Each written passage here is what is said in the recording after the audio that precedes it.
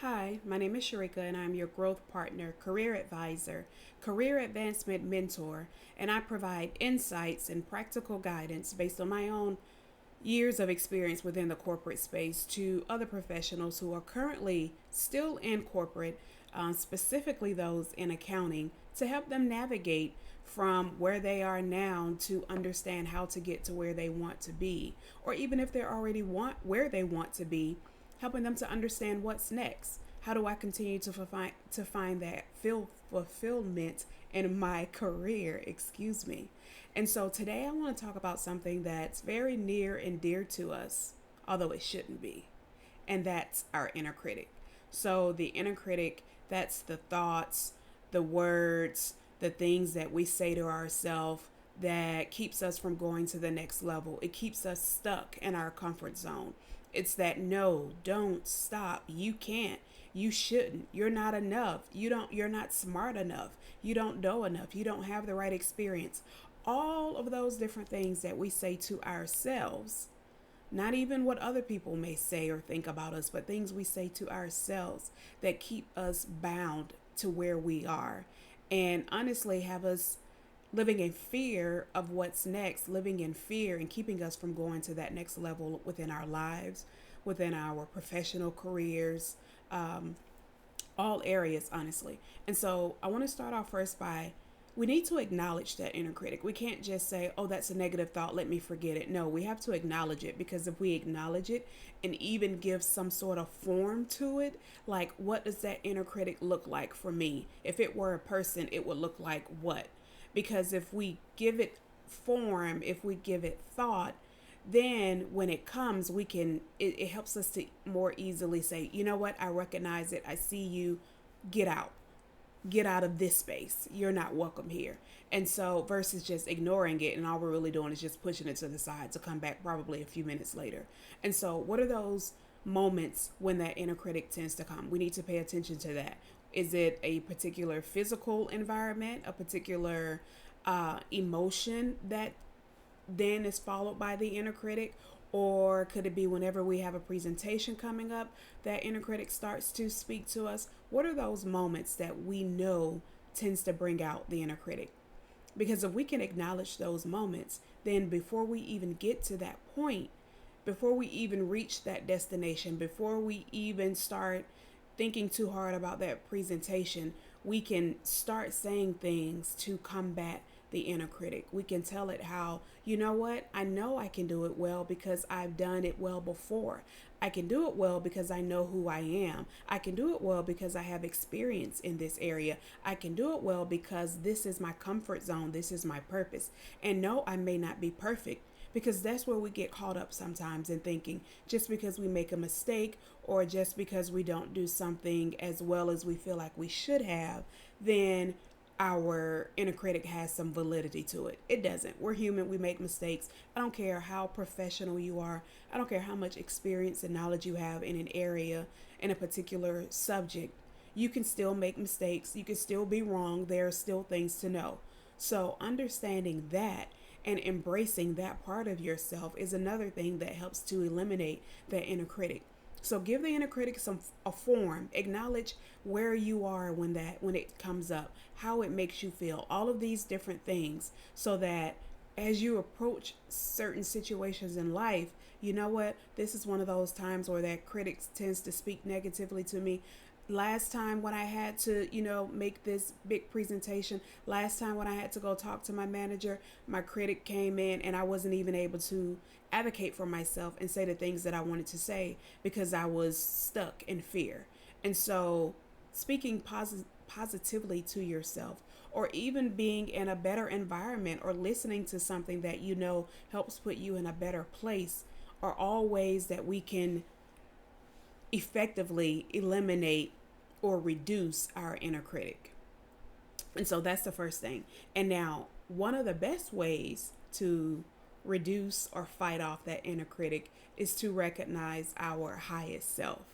And so, our highest self is when I am achieving at optimal level, when I am living my best life, when I am thriving and surviving. And that doesn't have to be a consistent space. It could be, I did this one project well. thriving and surviving. I was able to make it work on time, to make it to work on time, which I haven't done in the last month. Thriving and surviving. Pick the small wins. Pick those little things, and as you continue to combine the little things, you start creating bigger moments, and excuse me, more positive moments that you can pull from whenever that inner critic tries to attack you. The inner critic will say, last time you did that report, you had errors in it and they had to send it back to you 2 times.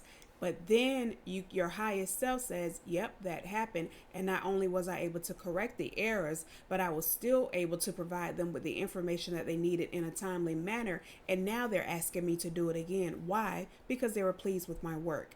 And so that inner critic quickly comes and fights off, so to speak, that highest self quickly comes and fights off that inner critic to nip it in the bud, because it's not something, as humans, as people of flesh, that inner critic is something that's always going to be there.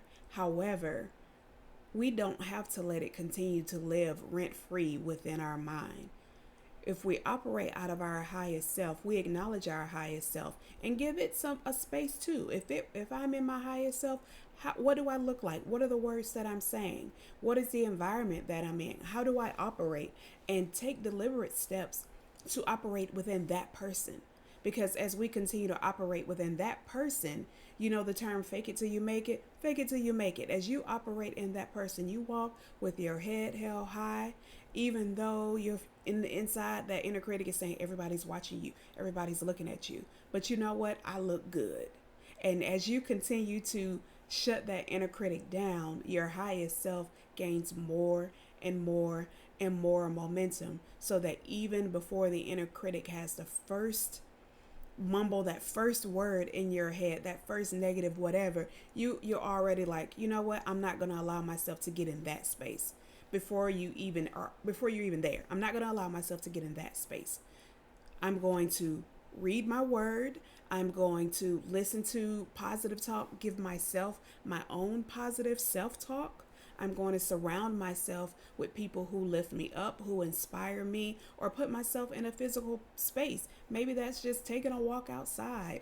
Maybe it's just, going to sit by myself somewhere for a few minutes, or listening to some jokes. I have one of my playlists on my YouTube. I think it's called Humor. I don't remember what the name is. Humor, comedy, something like that. But I have set up regular intervals, random intervals within my calendar, so that it pops up to say, go listen to that playlist.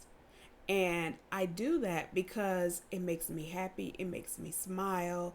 And because it's something that I don't normally go to, I forget about it. And so it's, oh, let me go look at this. And so no matter how I'm feeling, even if I'm already feeling good, I go and listen to it, because that just builds up more momentum. If I'm feeling down, I may not feel like listening to it or looking at those videos, but I go do it anyway. Why? Because I know it's going to make me laugh, because I know it's going to put me in a better space, because I know it's going to help to reduce my stress. So remember, acknowledge your inner critic and then eliminate it, because we want to try to live out of our highest self. We want to try to operate out of our optimal being. We want to get to the point where we're happy to accept challenges, because we know that challenges are what makes us grow. Challenges are what gets us to that next level. And so while I don't have a specific Bible verse to support or co-sign my video today, I do want to leave you with this. It's something that I say to myself that you should also say to yourself as well. Mimic, change it, adjust it however you see fit, so that it works for you. But what I say to myself, and I say it in the mirror, is, with God, all things are possible. I am created in the image of God. Therefore, all things are possible for me. And I say it to myself in a mirror, because I'm speaking to that image of me, that God in me, that spirit in me, and reminding myself of not only who I am, but whose I am. So remember, let's continue to live as our highest self and watch how far we can go. Until next time, bye.